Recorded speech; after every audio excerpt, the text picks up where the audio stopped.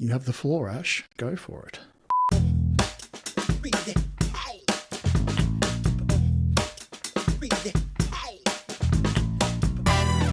Hey guys, welcome back to another episode of the Remind podcast. I'm Dr. Ashleigh Moreland. I'm joined by my amazing co-host, David Masterton. And all Dave knows about this episode currently is I want to talk about how assuming is making an ass out of you and me. Well, I just thought you were calling me an ass. I'm like, okay, well, let's hit record and find out. Let's hear about it. So we have one of our actually most listened to episodes is along the lines of what did you hear that I didn't say? And if I was more organised, I would have gone and checked what episode that was. But maybe, Dave, you could link this in the show notes. But I think we could do that. I think it's around episode 17, to be honest. I've recommended it that many times. But it's one of the most profound concepts. And something happened in our home recently that was exactly this in a different way. So let me paint a picture for you. Let me set a scene. I walked into the kitchen in the morning, opened the fridge to get the milk for my coffee, and there was an empty water jug in the door of the fridge. Now. Yes. Now, for our listeners, I want you to go to the comments right now and tell me what happened in your body, what thoughts did you have, what assumptions did you make immediately when you imagined the empty water jug in the fridge. Because let me share with you, my feelings were frustration and anger and resentment, and some of the thoughts that I was having and some of the immediate conclusions, assumptions that came to the surface was someone is so lazy and they're just waiting for me to do it and I'm expected to do absolutely everything and all this sort of stuff, right?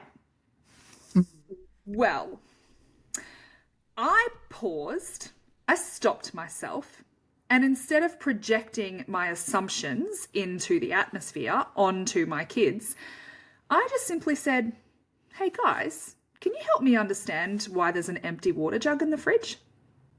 And then my 12-year-old son says, oh, Mum, I'm so sorry. I was parched in the middle of the night and I had to, just the fact he used the word parched just was so good. I mean, at that point, forgiveness is had. It's like, okay, if you were parched, I mean, if you were thirsty, it'd be a very different story. The fact you were parched, I know, it makes it okay, everything's right? good. Yeah. Anyway, so he's like, I was so parched in the middle of the night. I had to get up and fill up my drink bottle. And so I came out here and I filled up my drink bottle and I knew that I had to fill up the jug in the fridge. But we have a very complex water system, right? So we've got the jug in the fridge if you want cold water, which is filled up from one of those water filter jugs, which then has to be filled up from the tap water. So it's a bit of a process. You really only have yourself to blame here at this point. Like it's like, well, everyone in my household cannot stand the taste of tap water, so it's a worthwhile thing. Everyone agrees that the process is necessary. When we do our house renos, we're going to actually filter the water straight from the tap. Ooh. I know. But anyway, so he's like, so he's woken up parched in the middle of the night, and he's like, and then I realized I had to fill it up, but I knew that everyone in the house was sleeping and I didn't want to disrupt anyone. I didn't want to disturb anyone. And so I knew that if I had to fill up this jug and then had to fill up the other one, I would have made too much noise. And I didn't want to wake anyone by making that noise. So I put the jug in the fridge and I said to myself, I have to remember to fill that in the morning. I have to remember to fill that in the morning. I have to remember to fill that in the morning. And he's like, but I forgot. I'm really sorry, Mum. I was just trying to be thoughtful. I mean, at this point, this kid's a hero. Like, out of everything that's gone on, it's like, okay, like, you should feel bad for even asking. Yeah. Well, it was so amazing because that shifted me from these feelings of anger and frustration and resentment and making assumptions that everyone else is lazy and they're always just waiting for me to come and do things, which is actually thought processes that I remembered hearing out loud from my mum when I was a kid. that was Gotcha. actually Yep. like spoken. Oh, it's always up to me, and if something's going to be done, I'm going to be the one to do it, and things like that. And so that's just like literally exposing programming. But assumptions are exactly that. They're our default mode. They're our programming. And so the power to be able to pause and the power of being able to simply interrupt that thought process with a, hey, I know we've used this word curiosity a million times in this podcast, but if we just get curious about that and go, hey, help me understand blah, blah, blah, blah, blah. And, you know, I think I've given this example in the podcast before as well, where I walked out and the dishwasher hadn't been turned on. It was fully loaded. I went to open it in the morning to unpack it and it was not turned on. And again, I was triggered. I felt reactive, but I said to my husband, hey, help me understand why the dishwasher wasn't turned on. And he's like, oh, sorry, I completely forgot to come back to that. We had run out of dishwasher tablets that we would normally use. And I had this box of powder, but he didn't know that box of powder was like what we were using now, and he didn't know where the tablets were, and he wanted to ask me, what do you want me to use in the dishwasher? But he'd Something forgotten. else happened. Yeah. And so he wasn't being a facetious turd. He wasn't being lazy. He wasn't being anything. It was just like, oh, he's got interrupted and forgot to come back to it. That's human. And so when we don't make assumptions, when we actually take the time to get curious and ask a question and seek to understand before projecting our own emotional reactivity or our own assumptions into a situation, doing that completely transforms things, because I ended up feeling so much love and gratitude and really positive emotions towards my son. And I was like, oh my gosh, mate, you are so thoughtful. Like, amazing that he was thoughtful enough to be able to go, my family is sleeping. I don't want to disturb them. And if I have to do this task, it's going to make noise, which is probably going to disturb them. And he prioritized And I'll come back to it later. Yeah. So Yeah, I mean, the intention was my to... story. Yeah. I like it. So really, when we're talking about assumptions, right, it's almost like there's, I don't know if I want to say the word projection. There's like a projection onto why someone did that, or if there's I suppose the word assumption, like when you said it, the first thing I thought was, damn kids. Because I know the amount of empty things I find in the fridge or in the pantry. So like, you've just taken the last thing. Why are you putting the box back? Why are you putting the container back? Like, just why? But I'm not saying it to the kids in that tone. I'm usually just cleaning it up, and then, you know, if I get to a point where it's sort of like, now they don't do it, they'll just leave like a skerrick of something in there.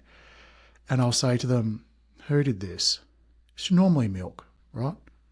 And I go, why? Why not just empty it and then put it in the recycling? Like, it's okay. And when I think about if I was to be reactive over it, chances are I'm thinking the fact that it's just not in there. They just don't care. Right? Now, from my point of view, if I'm low capacity, I'm probably thinking they don't care because they just expect me to do it all. Or it could be they don't care because they're walking around with their phone stuck in their face, going to the fridge, and they've got one eye on the phone and one eye on what they're doing, and they won't take the care to actually be present in what they're doing, to think through what they need to do. They're multitasking, but doing both of them poorly. But then it's all like, okay, well, yes, it's going to be important for these kids to have that, let's say, talent or whatever you want to call it, that behavior when they're older. Right now, it's not going to kill them. Like who it's impacting the most is me. So, but one way you could do it is you can let natural consequences kick them in the butt when they're 18 or whenever they move out. Because it's either they're going to be doing them to themselves or they're going to be doing it to a partner, and either way there's going to be consequences that kind of handle it either better or worse than I'm going to handle it. Or for me, and what I'm doing now, if it's not such a big deal, if I were to nag them every time, and I've actually used the word nag, which kind of means connotation of not being positive, because I used to, use that word a lot with my ex-partners. So if I was to let them know every time, then it would, for me, it just doesn't feel like it's going to get the desired result. So at the moment, I'm sort of going, is this important in the overall development of the kids? Or is it okay to let them be kids for now? And then as they sort of get closer, but I get it because, yeah, how much, like, kids take everything that, and especially in my household where it's single dad, take everything that needs to happen in this house. Now subtract what you do in this house. Mm-hmm. Who does the rest? Boing! Yep. Right? And now you can't just do this little thing. But it's sort of like, okay, well, what if just for now, it's okay for that to happen? And again, it comes down to your own capacity. And for myself, working for myself, and I'll use the word working loosely, but being at home, doing all of those things, I have a bit more capacity to do that with the kids. If I was out of the house 9 to 5, having to deal with all of that catastrophe at the workplace, then come home, then do that, the capacity is going to be a whole lot lower. And so, yeah, man, like a previous version of me would have been it was highly reactive. Mm. And it was around the fact that it's sort of like, why do I have to do everything? And like you sort of said, when you start to talk about these things, you start to realize how much of this stuff am I regurgitating for what I've heard as a child. Yes. And We're then echo chambers. Do I want to be the change, or am I going to kick that can down the road for my kids to have to deal with? Because whatever you don't heal, they have to. Mm-hmm. Now, I'm not healing everything. Chances are, Dave, it doesn't matter. Even heal might not be the right words, because these phrases were not traumatic things. They were not like big, awful experiences. They were just familiar. I heard them enough times that I just was like, okay, so that's what we think. That's what we say if we're a parent, and it's not like I had to heal from any traumatic experience of going, oh, everything lands on me. Well, it was I mean, purely actually, just reprogramming a thought pattern of going, this is crazy. I'm not just going to repeat the words that I heard because I heard them like a parrot. Because there are so many things that would come out of my mouth where I'd go, I'm just literally regurgitating something that I heard a lot. Yeah, well, for you, not healed or healing could be someone else's healed. I'll True. go back to a previous version of me, right? There are a couple of times where I felt like an absolute rubbish parent because I reacted, and I reacted hard.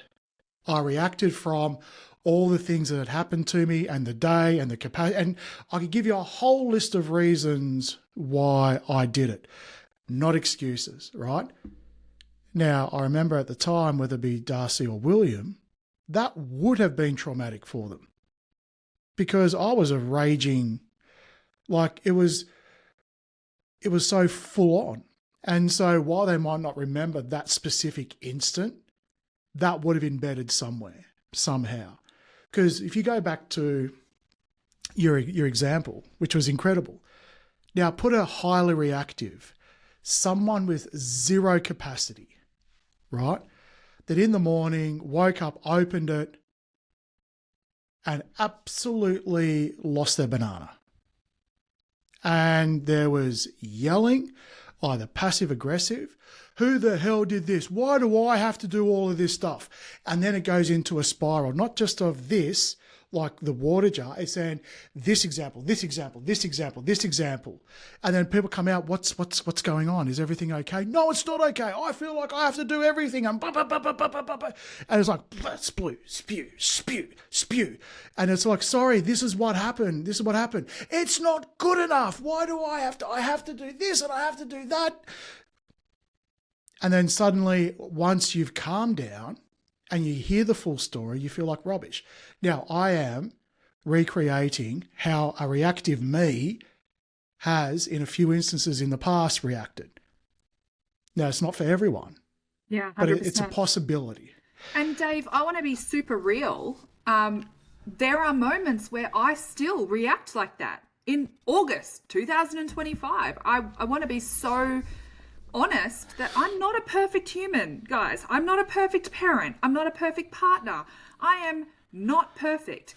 Today, Ash is exponentially better than 6 years ago Ash, 3 years ago Ash, even January 2025 Ash, but not perfect. But what I do know and understand is that when I am projecting my stuff into a situation, it's not the situation that's the problem, it's my stuff. Yeah, it's the spark that lights the fuel. Yeah. Yeah, and that's what helps us to move forward. That's the gift. And that's why I sort of talk about the healing side of it, because these small things could lead into the kids then having to then either suppress or whatever it is, or deal through all of that, to then go, well, that's okay for, that's how I was treated as a kid, so that's what, is acceptable or tolerable moving forward, unless they become the cycle changer in all of that. Because you got to model it. You can't just talk about it. And so you should be doing it in this. And, I know at the start, for me, it was about understanding it, still being triggered. And if I drop the ball, then circling back. But now it's got to the point where, as much as I feel the reactivity coming through with those sort of things, it doesn't come out of the kids anymore at all. Zero. I might come across frustrated, but I'll use my words. I'll use my big boy words. Yeah. In a slower thing, or and that will then help create that moving forward for them. And that's why I sort of brought in that healed side of things, because healing doesn't mean life becomes easier. Life doesn't become easier.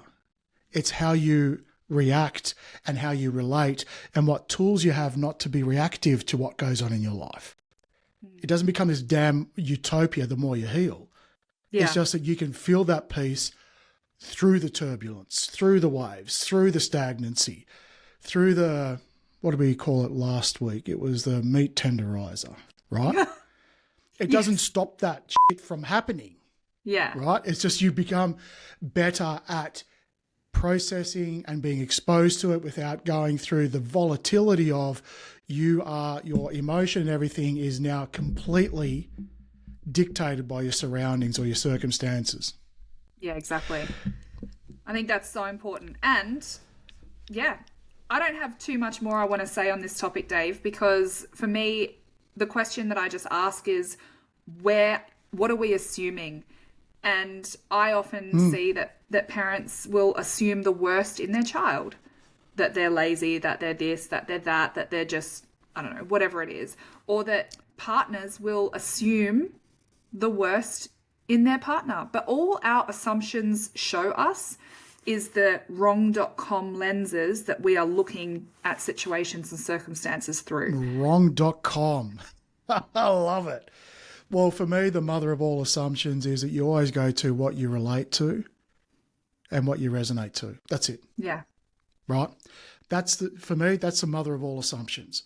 Mm-hmm. Because you know what? When I went through what I thought my kids were doing, guess what? Who would have done it when they were a kid? Yeah. And guess what? So this might come as a surprise, but you're actually not a monster. You're not some kind of demon in a flesh meat suit, Dave. Depends who you ask. I mean, I have quite a fan club that seems to cheer that along at the moment. So, and to all those people, hello, good afternoon, good night, good evening. And we wish you well. We send love, light. We send prayer. We send all the things. Yep. So, look, I love it. And I think the episode title is actually going to be The Mother of All Assumptions. No, I think it needs to be when assuming makes an ass out of you and me. Well, you'll find out. See. Yeah, I'll literally find out when I get the notification that we have a new podcast episode live.